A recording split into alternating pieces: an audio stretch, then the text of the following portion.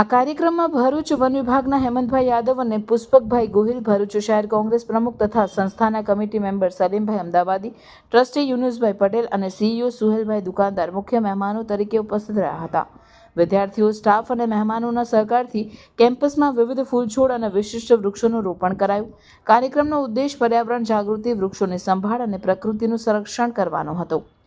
મહેમાનો દ્વારા પર્યાવરણ સંરક્ષણ અંગે પ્રેરણાદાયી ઉદ્બોધન કરવામાં આવ્યું અને વિદ્યાર્થીઓને વૃક્ષોની જાળવણી માટે પ્રતિબદ્ધ રહેવા સંકલ્પ લેવડાવવામાં આવ્યા હતા. સારા પરિવાર તથા ટ્રસ્ટ દ્વારા અમને આમંત્રિત કરી ને અમને અહીંયા આમંત્રણ આપી અમને અમારો સન્માન કરવામાં આવ્યું છે.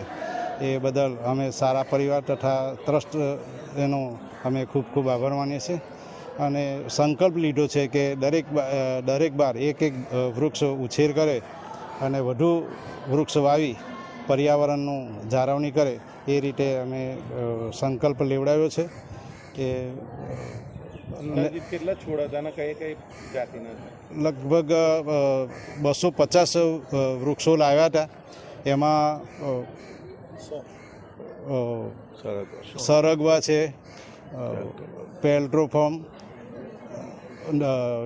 બોરસલી, સિંદુરી અને કણજી એવા અલગ અલગ જાતના વૃક્ષો અમે એમને આપેલા હતા અને અહીંયા લાવી અને વૃક્ષારોપણ કરવામાં આવેલ છે.